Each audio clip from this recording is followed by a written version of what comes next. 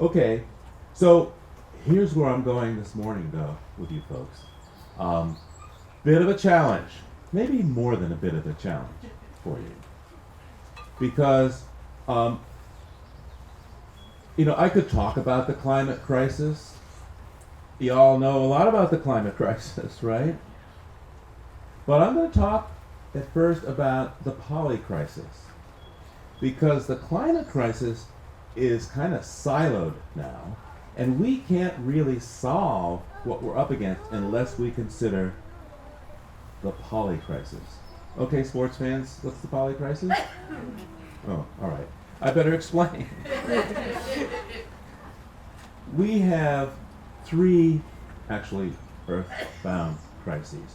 We have, of course, the climate, but we have the problem of chemical exposure, and we have a problem really of species loss of this ridiculously rapid, it's not evolution, it's crazy.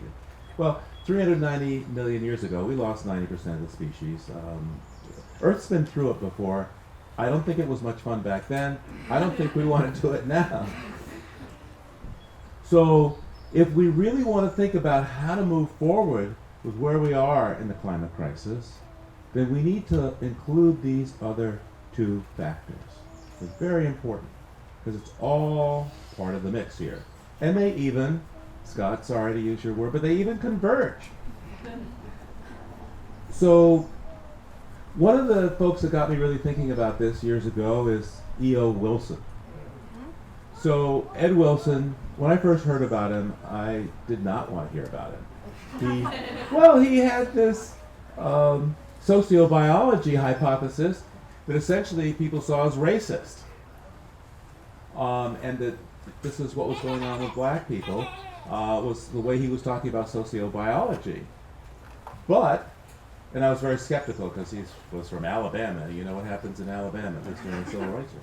However, Ed taught me about biophilia, in that since we evolve with all these other creatures on the planet, we are connected to them, essentially.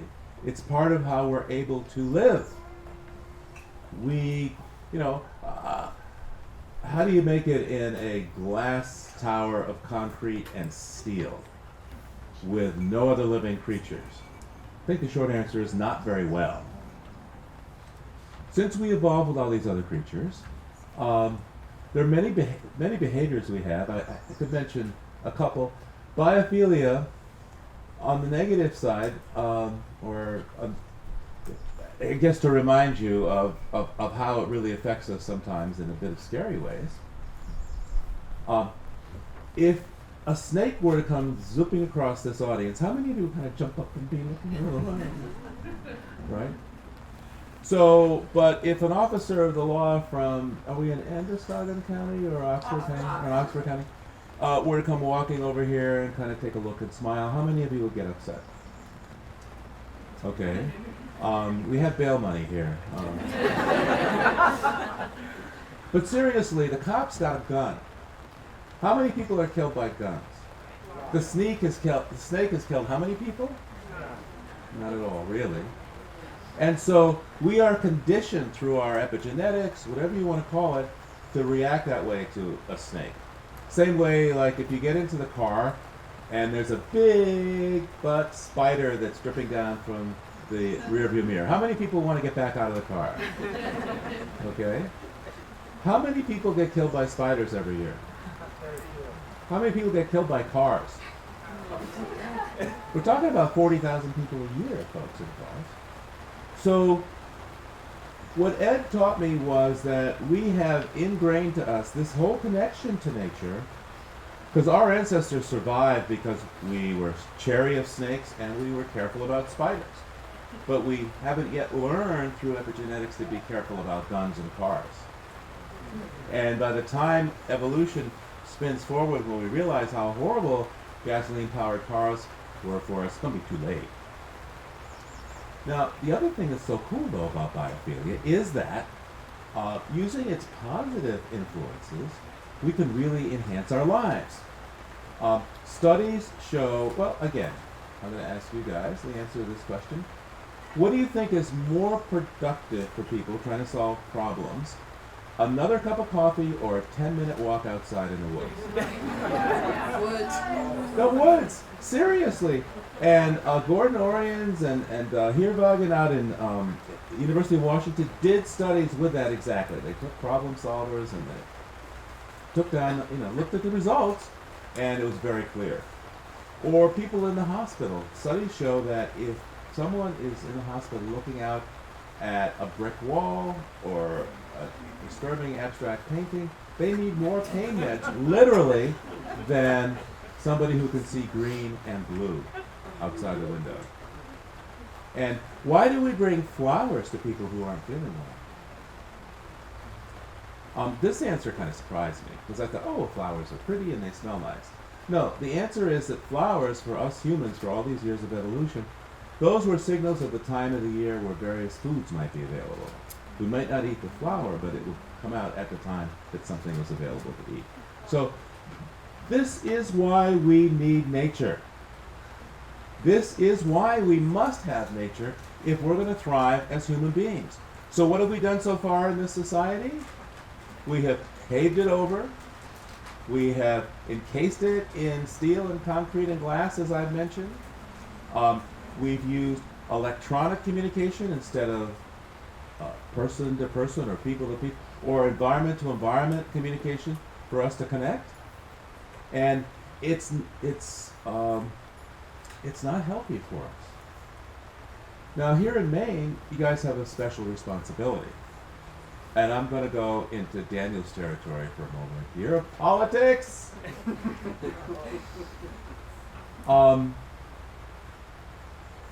Connection to the climate, the loss of trees is about a third of the emissions that we're dealing with around the world. A third!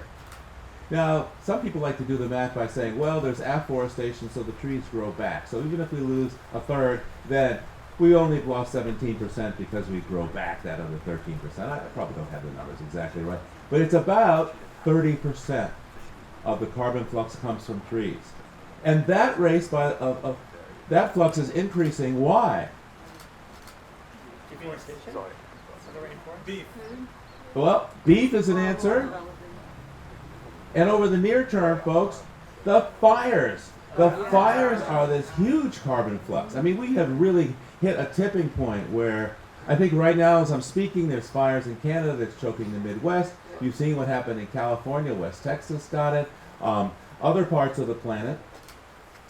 Now, we are all part of this, but I have to say that the math points to the tropical forests where we are losing the vast amount. And here's a startling number. Of the forests that are being lost in the tropics, and it's most of the forestry loss, the jobs created by those forests are worth probably under $40 billion a year around the world. So $40 billion is what in this country? What do we spend? What do we spend $40 billion on? Alcohol, diesel fuel for the military. What? I don't know. I think it's easy for us if we put our minds together to say we are going to take $40 billion to the less developed part of the world and say we will help you convert to an economy that doesn't require cutting trees until they are old enough. And that last phrase, by the way, is really important. I've been out to the Menominee in Wisconsin. The Menominee, when the settlers came, they cut a deal. They said, all right, you can have the land by the lake. You can have the land by the lake. Don't kill us. Just give us about 200 or so thousand acres inland. Let us have this forever. And the deal was struck. Then the Menominee elders got together and they said, okay, we have really valuable trees here, but we will not cut a tree until it's time. I'm going to get these numbers wrong, and if you want to get them right, the Living on Earth website has the transcript of all of them. They started with, on the scale of 1.2 billion board feet of timber. Each forester's job in that forester's generation was to take care of the trees that were coming up, find the older trees that have hit their peak and therefore were time to be harvested, but never harvested actually the trees that they were taking care of, because that will be the next generation's job to harvest the mature trees. They started at 1.1 a billion board feet. They have extracted 2 billion board feet, and they have 1.5 billion board feet today. So that's, how sustainable is that? I mean, it really worked. They kept the forest. They've had to do a little bit with it. They've cut off a bit of the succession process, and they sort of accelerate how the big pines, the big conifers are allowed to grow. They have kind of nurse trees in areas and stuff. But basically, it's nature at work. It is just simply thinking ahead. Now, why does this matter politically in Maine? Spending all this time in the county, I've learned how to dodge logging trucks. And it is a huge business here in the county. The paper mills are mostly gone, but the paper companies and the logging companies are here. They're moving to monoculture. They are spraying to kill off the other species, and they want to extract. When they are done, there won't be the forest. I mean, this is even a second growth forest from what was here before that we're dealing with today. There won't be the healthy forest here. And what's more, the politicians here have pushed really for extraction of trees. So every time a less than fully mature tree comes down, and it's okay to take down mature trees if it's part of a budget of growing trees, but how many years does it take to get a really robust tree? I mean, I'm thinking of the big pines. 65. Yeah, 60, 70, 80, 100 years or more. Not a 25-year kind of quick plantation thing. A monoculture. And by the way, the creatures that grew up in that ecology, that are used to that ecology, how do they do with the little plantation? No, they don't. So as you folks think about dealing with the climate crisis, think about right here in your backyard the trees that need protection. Scott was talking about solar projects that want to cut down, clear cuts so that there can be solar arrays. I simply don't get it. Oh, I forgot. It's the private equity guys who are raising the dough so that they can pencil out, we chop down the trees, we have the solar, we monetize the energy from that, we are getting rich. Just so you know, the private equity crowd and the CEOs, their salary ratios are about 130 to 1 for ordinary workers now in this country. Just unimaginable. Somebody makes 10 million bucks and they have people working for them that are lucky to make 40 or 50 or 60K. And yet that's the system that we are supporting right now with these kinds of projects. So that's one part of the poly crisis. We are losing species like crazy. You all are sitting down, but I just got to remind you that in over less than 7 decades, 6-7 decades, we have lost 1 billion birds in this country. Around the world, we have lost 70% of the vertebrate biomass on land. Now that means that the herd of caribou, although they're all gone from northern Maine, I can't talk about caribou, can I? But the number of meese, that's the plural, moose, right? If you were to look at this on the basis of the loss of biomass, where there used to be 100 moose, there are 30 now. Where there used to be, just think of any species, 100 frogs, there are 30. And that's today, that's where we have gotten to today. So in terms of biology, biophilia, the nature that we need, not only are we depriving ourselves of it, we are depriving the rest of the planet of it. But we don't have to do this. We can stop cutting the trees and let them grow to maturity, and we can take care of the other creatures. And that takes us to the next polycrisis. And that is that, oh, you know, I left this out. The solution. There is, you know, this movement in politics these days to, and I love that you have 2030, to conserve 30% of our land by the year 2030. And the 30 by 30 is, what do you say? It's necessary, it's not sufficient, but it's really a great way to get going. Part of it is it's going to protect these species, but also it's going to start to convert our minds more to the notion of what we need to do to keep this place livable for not just us humans, but for everybody on the planet. And so we're getting pretty close in this country to that. We have a lot of public land. Maine has a lot of wonderful public land.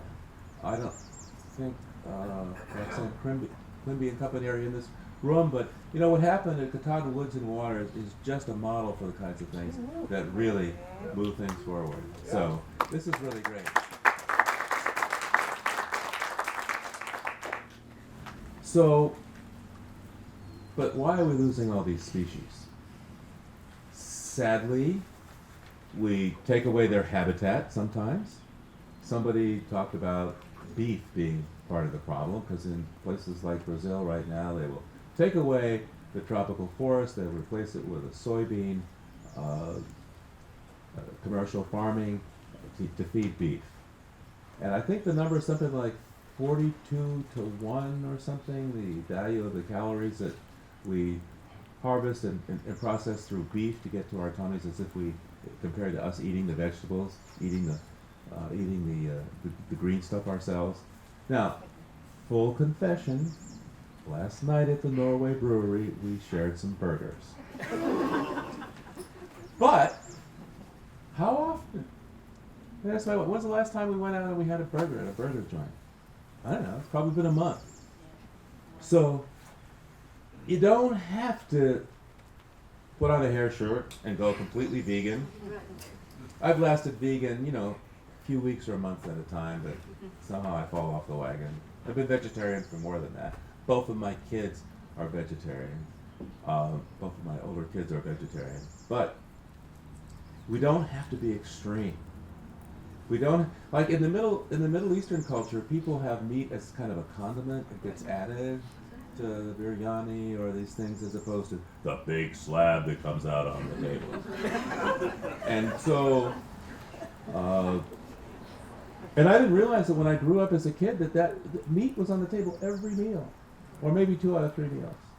Bacon for breakfast, sliced ham at lunch and a sandwich, and whatever for dinner. We don't have to do that. We can really cut back on our consumption of meat, and it will make a tremendous difference. And other creatures will really like, especially the cows, they will really like it. Because we don't have to use the factory farm system. We don't have to use CAFOs. And again, here in Maine, I've been over to what Lester DeCoster had for his egg farms here.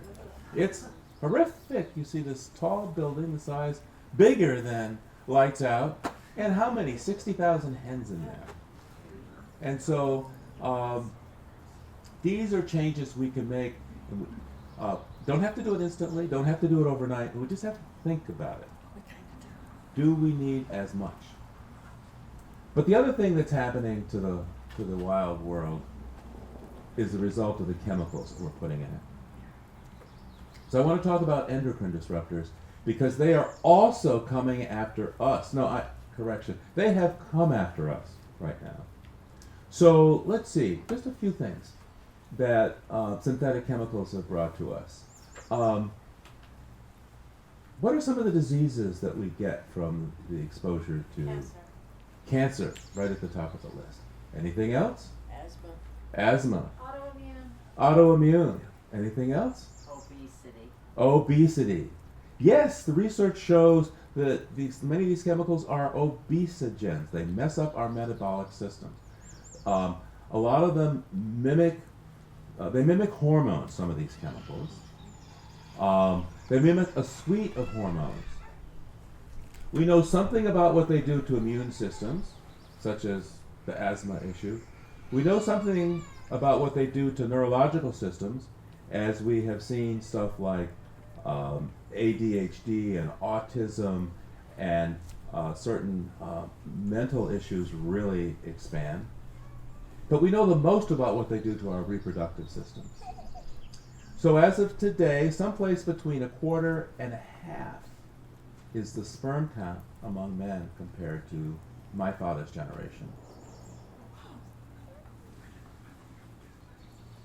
A recent study out of China on in vitro fertilization showed that women who got pregnant through IVF, 1,500 of them, if they used any kind of skin treatment or facial cream, they had twice the miscarriage rate.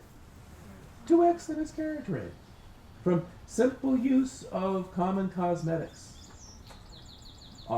Really a striking indication of what these chemicals can do to us, to our hormone systems. And the list goes on and on and on. And what's really striking about this is that they are intergenerational. So some of the studies show that, and they're animal studies, but their studies show that if a rodent has been exposed to a chemical, that's generation 0. Generation 1, the offspring, will also show results of having been exposed to that chemical. But also generation 2. About 30% of generation 2, about 60% of generation 1, obviously 100% of generation 0. But that means that many of the things that our grandparents did and were exposed to, let's talk World War II, DDT, all kinds of, or people who were in the Air Force exposed to fire retardants, we call them PFOA and PFAS today. We are living with the results of those chemicals today in us and in our children and in the grandchildren of people who were exposed. And spoiler alert, again, we're mammals. So what about the other creatures? What's going on with them? I mean, when it gets really bad, you get a Rachel Carson who says, you know what DDT is doing to the condors and the eagles and everything? And that becomes very obvious. But many of these influences that happen are so subtle. Just people are, especially the behavior stuff is tough. There was a study in upstate New York, in Oswego, New York. I always get the lakes mixed up, but Oswego is on Lake Ontario or Lake Erie? Is it Lake Erie? Lake Ontario. Lake Ontario, thank you. And all the women in this community, well, virtually all, went to the same maternal health service. And so the researchers followed them, getting diaries of how much fish they ate. What are the pollutants in Great Lakes fish? Mercury and dioxin's chemical cousin called PCB, polychlorinated biphenyl. It's got one less joint than true dioxin does, but it's the same family of chemicals. A lot of PCBs in fish. So this researcher followed these women and tested their children at about age 8 or 9 months or so, and then again at about 3 and 4. One study was a kind of a resilience study. They would take the baby, this is not recommended to do at home, folks, but they'd take the baby and wake the baby up and let the baby go back to sleep, wake the baby up again, let the baby go back to sleep, wake the baby up again. Now, the happier babies, they got woken up the first time, second time, third time, oh man, they're back here again. But the babies of the women who had eaten the most fish, and presumptively PCB-laden local fish, because that's what's in it, those kids were never suitable. From the first time being woken up, to the second time being woken up, to the third time being, they were just as cranky as the first time. And so I always thought, when I was driving in Boston traffic, you know, that cranky taxi driver that cut me off, I said, "Uh-oh, Mama ate PCB finish." So we have a society right now, this divide we have of crankiness.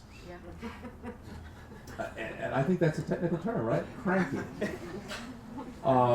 I think in no small measure is related to our exposure to these chemicals that really have affected our behavior. And again, when something's not so toxic that it kills you, or you have this really strong acute, no PCBs there,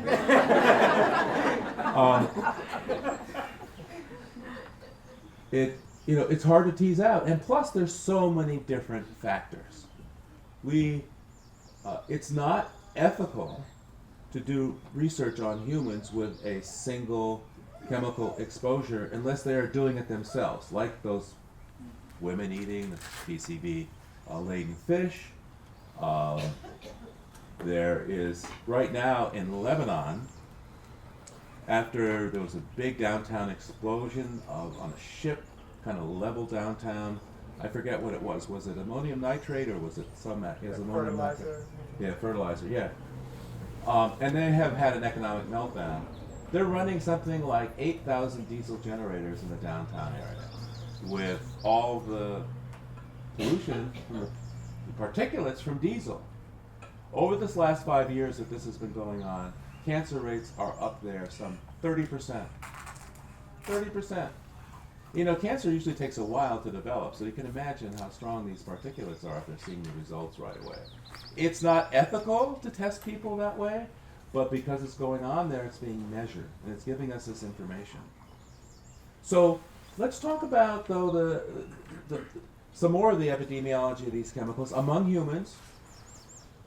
So there's endocrine disruptors, the phthalates and such, that have been used in fast food wrappers and other restaurant stuff. There's a researcher in New York who got studies, physical histories of a cohort of folks where urine samples have been taken, and showed that those folks who had a fairly high amount of phthalates in their urine on the day of that test. And by the way, the phthalates actually get out of our bodies fairly quickly. 10 years later, the coronary death rate was through the roof. His projection was that if you applied it to the United States, there are 100,000 coronary deaths related to the use of phthalates in the stuff that's in the fast food wrappers and elsewhere. They're plasticizers. You know that funny smell when you unwrap some plastic? Yeah, don't smell it.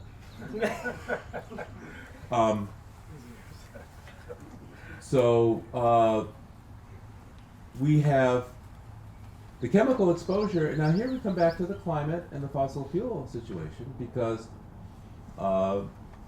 researchers estimate that the impact of particulates from burning fossil fuels in this country is about 300,000 excess deaths a year. What's an excess death? Well, I mean, you talk to somebody, maybe they consider their death as excess. But what they mean, what the researchers mean, is that these are deaths that come sooner than would otherwise been predicted. That 300,000 translates to about 7 or 8 million around the world. Now, we lost a lot of people in COVID, but that rate of 300,000 a year was, what, about half of the peak of the COVID rate? I mean, and COVID, thank heavens, is going away, but we keep burning fossil fuels. And there's an environmental justice aspect to this, because where people live determines how much exposure you are to exhaust. And we have to be careful, even in the electric car game, that we don't set up systems that, say, coal-fired power plant near a poor neighborhood is generating the electricity for the electric car that somebody gets to drive at a distance. But, bottom line, that tailpipe is lethal. I mean, you all know it when you've been stuck behind a bus or a truck that's belching it. But we've kind of, we've prettied it up in passenger cars with catalytic converters. You get behind, temporary U.S. car and you don't smell much of anything, right? In a way, I wish we could smell the darn things, because then it would warn us how dangerous they are. And we're not talking about the climate disruption that's related to it. So this is the second part of what I call the poly crisis, because our chemical exposure is profound. Plan B for the fossil fuel industry is plastic. Plastics. Right. Plastics are loaded with these chemicals. And so as big money recognizes that the game for fossil fuels is getting near the end, they've put so much in the way of resources into the plastics, and these also are really dreadful for our health. Tom Udall from New Mexico, did I have that right? It's Arizona. I'm sorry, it's Arizona. They sort of look the same, like Vermont, New Hampshire, kind of the same way. Just kidding. No, but Senator Udall had a series of hearings in which folks came forward and said that we are all eating about one credit card's worth of plastic every week through microplastics. And they have a chemical effect. And again, it's not just us, but obviously the other creatures and plants out there, they're getting exposed to it. So we can't just look at the climate crisis as the thing to address without considering what we're doing to our vegetation around the planet, what we're doing in terms of dumping these poisonous chemicals into the atmosphere, onto the land, and into the oceans. And so we need to have our thinking encompass these, because if we remain, and I do have a little bit of proof for about what I'm going to say. I was about to say, well, we don't have proof to show that we're so crazy and divided because of chemical exposure. But actually, the other day, there is an interesting set of statistics. Lead acts as a disinhibitor, and exposure to lead as children raises the rates of delinquency. Well established in stories at the University of Cincinnati, Children's Hospital, University of Cincinnati Children's Hospital. Sorry, I don't remember which way the title goes, but it's like that. And they've done detailed work to show how exposure to lead in children leads to much more delinquency, trouble in school, of course, but to delinquency and ultimately crime as adults. In 1976, we ordered lead out of gasoline in this country. By 1992, the U.S. crime rate went from 1.9 million violent crimes reported down to 2022, 1.1 million. I think that could be attributed to getting rid of lead in the atmosphere. Because lead acts like an intoxicant to people, a disinhibitor. You mix it with a bit of alcohol and you've got a real problem. And that's what's related to violent crime. Now, it didn't talk about, I don't know what the crime rates are on Wall Street, but in terms of violent crime, we've seen this really go down. So that's some evidence that our chemical exposure, and this was just tetraethyl lead that we're talking about, that got reduced from the atmosphere. Imagine what would happen if everything from PFAS to phthalates to Lord knows what were gone if we didn't put it out there. We also have to figure out how we're going to get it out of the environment, because it's pretty well embedded. We've gotten into a lot of water supplies. So even though these chemicals do very miraculous things sometimes, it's just not been worth it for us as a species and a society. Now, let's talk, though, about the other part of the poly crisis, the climate crisis. What brought you guys here? And I'm going to say something that some people here are going to say, what is going on with this dude? And that is, it's about nuclear power. I have come through my time as a reporter. I have no proof of what I'm about to say. I just have a suspicion. But that's how you start when you do investigative reporting work. You wonder, what is this? What's going on here? Look, the whole nuclear process that was developed created a terrible weapons system, used only by this country, by the way, against people of color, and very scary. And it's also scary because if I had a big piece of uranium here or something, it would not be very healthy. Interestingly enough, though, if it were plutonium, I could be right next to it.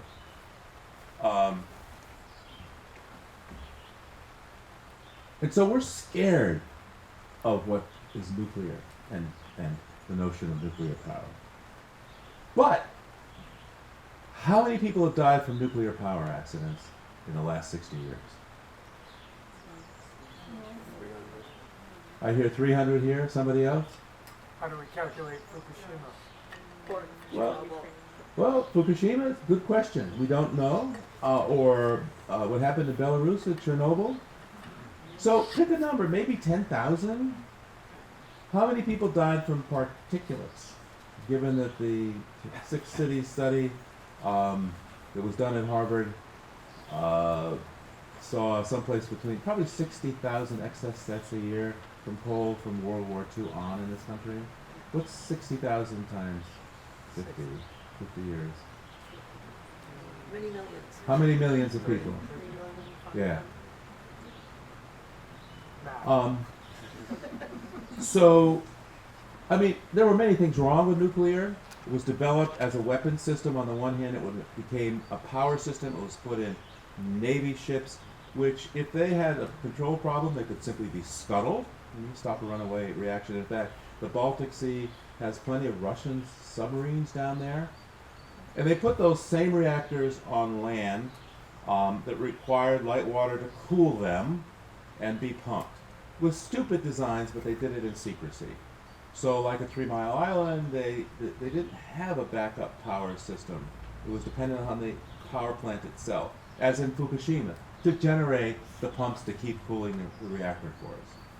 And what's really interesting is that there are newer technologies using things like liquid metal, liquid sodium, pebble bed reactors that are far safer than even the so-called light water pressurized reactor, which has not really, in this country, ever had a major accident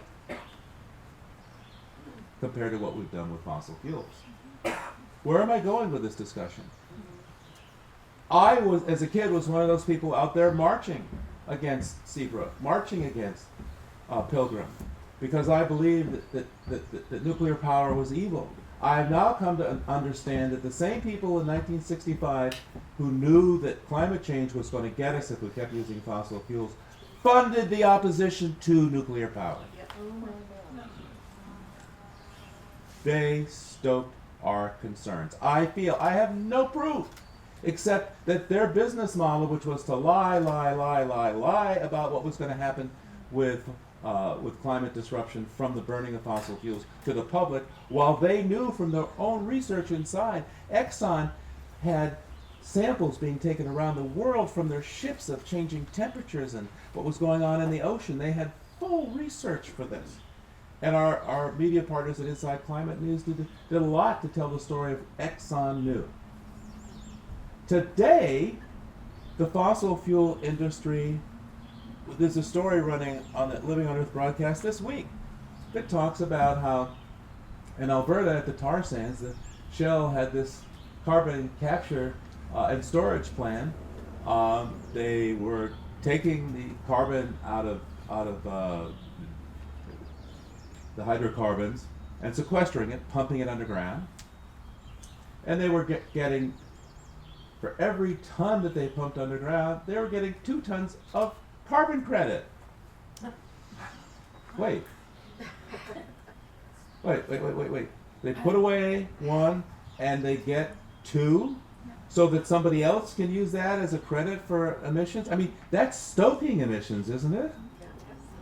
And the way they got it was perfectly legal. Because through the political process, they talked the Canadian government to saying, well, we need this kind of subsidy to make this work. Fossil fuel subsidy, right? We need to have subsidies to make this work. So they were actually able to perpetrate this scam around phantom credits to try to prove something that really has yet to be proven to work really well on a cost-effective level, carbon capture and storage, and made the Canadian taxpayers pay.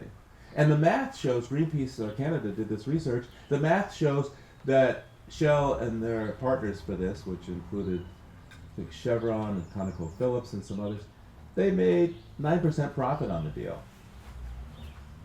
Okay? I mean, this is worse than Tom Sawyer's fence, right? You taught those kids to paint the fence for him, pay Tom to paint his fence. The same deal.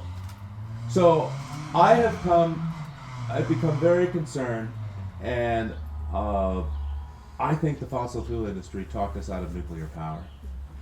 Because in 1979, after 3 Mile Island, new construction ground to a halt. If we had proceeded with nuclear power from those days, it would be 40% of our baseload electricity today, not the 17 to 20%. And what we have for renewables right now would be enough. We would be out of the woods. But because nuclear power was made a pariah, we're not.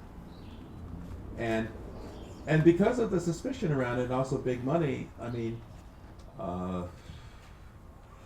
Bill Gates is putting a new type of technology, nuclear, where a former coal-fired power plant in Wyoming was.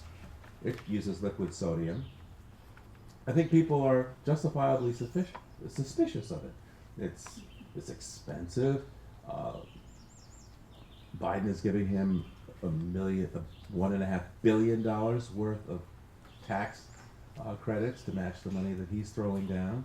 I don't think Bill Gates needs $1.5 billion. But it's moving forward. And there are many places that are already contaminated by existing nuclear power plants. Don't get me wrong, the one that's outside of New York at Indian Point, that was crazy. You don't want to put a nuclear power plant in the airshed of like 17 million people. You have to be kind of smart about it.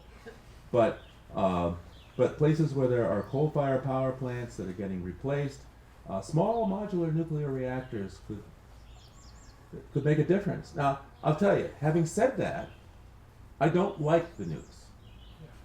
Why? Because they're too darn expensive.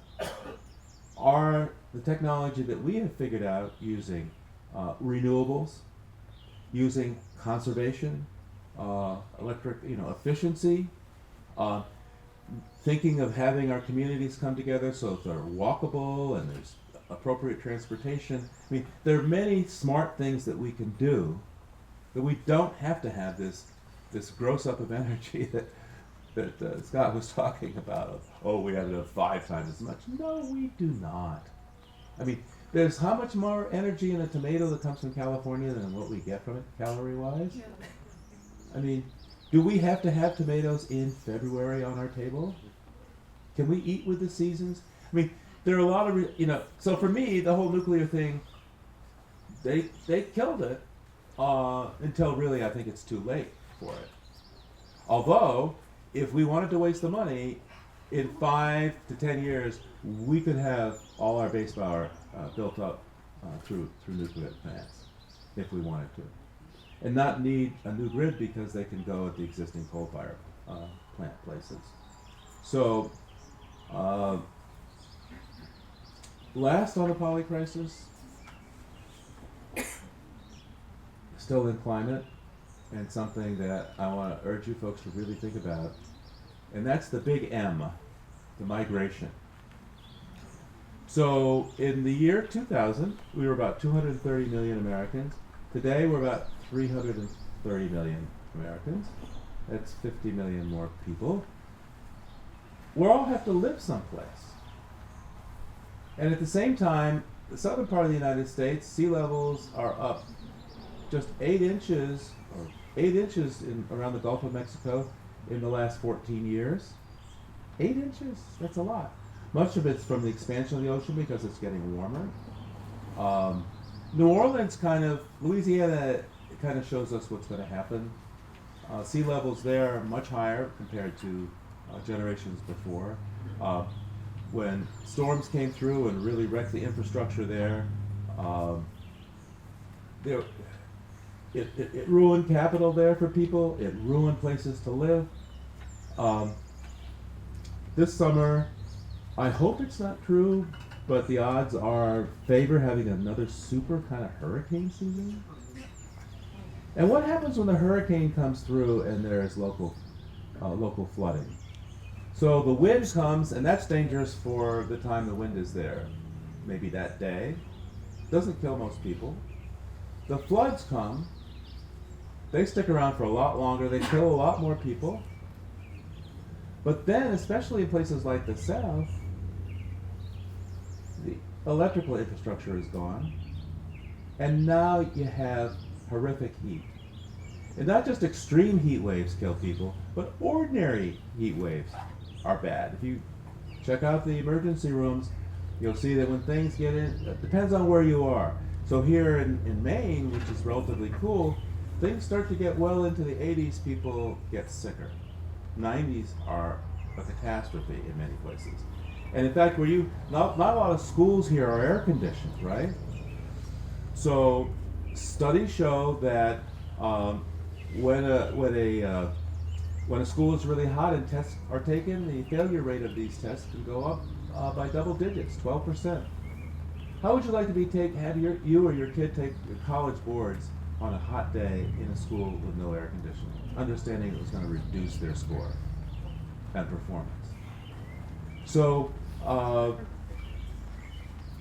what's going on, therefore, with the sequelae to this carbon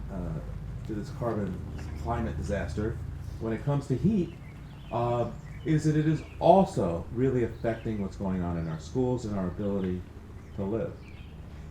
Like here in Maine, now I live in southern New Hampshire, family farmhouse that never had air conditioning. Now we have to have heat pumps. Here in Maine, I don't know how many of your schools are air conditioned here for the end of the school year? Mostly? You got it? No? A lot of heads shaking there. No, yeah. Kids are going to need that in order to move forward. And there are a lot more of us. Guess where they are coming to? Here, yes, here. And so, what's here in Maine, what's here especially in the upper Midwest, is water. 1/5 of the world's surface waters around the Great Lakes. So places like Detroit, Milwaukee, Chicago, Rochester, those are places that are getting climate refugees. In fact, Buffalo actually has this active program to encourage people to come from Puerto Rico. All right, I'm going to say it. People say, we can't get anybody to work for us here, and yet we have people knocking down the door at our southern border who come here and happy to work for 10 or 12 bucks an hour. I mean, really? Yeah. What's that about? I mean, it's the old racism game that, we alluded to with the settler thing that came here with the brown and red people. And now we're saying, oh, we don't want those people from the South. But guess what? They're in a climate emergency already. Hurricane Mitch completely trashed housing in Honduras when it happened. 20% of the housing is gone. And they're just gangs. The government has really collapsed. You can't do subsistence farming in parts of northern Mexico and parts of Central America. And yet, we don't want to let those people into this country. It's a storied American tradition. I'm from Boston originally, where people talked about the signs that, no Irish need apply. Italians, Asako and Vanzetti, who were executed in a real burst of racist rage in the 20s, anti-union stuff. So the problem was with the mix and the Italians, and now in this society, the angry folks say, well, it's those people down there. Well, doggone it, we need people. We need people. I don't know how many resorts you have here, but the restaurants and resorts in the summer are having trouble getting enough people to wait tables and take care of rooms. I mean, my wife and I have stayed recently in hotels where they don't want to change your sheets. They can't come and give you basic hotel services that you come to pay for because we just don't have the workforce. And yet the workforce is trying to come here. So this has been a bit of a sore spot for some environmental organizations. Famously in California, when there was I think the number's 167, where the law and the population of California voted this into effect, that if you were an undocumented person, you couldn't go to public school and you couldn't get services at the hospital. The courts immediately unwound that, but the Sierra Club was split on this. Many members of the Sierra Club said, yeah, I mean, they're going to overrun everything. Come on, we got to keep nature here. Just like John Muir and company back in the day prohibited black and red people from the national parks. Took the land and said, you're not welcome. So if we want to think holistically in Maine, and I have a bit of Maine in me now that I've been married to Maine and get to go to a camp up in the county every year, we got to think also about allowing more people here to have a bigger community and to do it in an orderly fashion, because otherwise, as places become less unlivable, then people are going to crash out. Now, it's not going to be the folks from the south of the border who are going to come rushing up here. No. It's going to be the people who escaped the heat of the city or the pandemic, who say, hey, you know what, Norway, Maine looks really pretty good. I mean, Scott says that there's no affordable housing right now around here because those people from away, is that what you call it? The people from away have moved in, they've bought up everything, and they leave their places empty most of the time because, $500,000 place for them is a closet, on Fifth Avenue. Or in Boston, it's a parking space, literally. So, but as a community, I think that as you embrace the climate crisis, think about embracing the people, the trees, the animals, the pollution that is all part and parcel of this, so that we can work together to have solutions. And I'll close with this. If technology could have solved it, would have happened a long time ago. If big money could have solved it, would have happened a long time ago. If even government orders could have solved it, assuming the government wasn't too subverted in the process, it could have solved it. I mean, even Norway with 90% electric cars still has stock oil in their drilling. So they're kind of keeping Norway for themselves, but the rest of the world is going to have to deal with the oil that they're producing. So we have to come together socially, spiritually even, to find that is common to all of us. And the source that brings us here, four-letter words called love. And if we work together to build a community based on love and respect, and I'll let you go to your dictionary and get all the zillion different Greek words for love, agape and everything, then we can make it. Then we don't need the excess profits. We don't need the excess pollutions. We don't need the excess beef. We don't need the excess energy to be with each other, to share, and to celebrate this life that we've been given and that we're stewards of. Because you only get life from life, and many of us get to pass it along. But we don't own it. Just are here as a gift. So thank you for taking the time with me this morning. Thank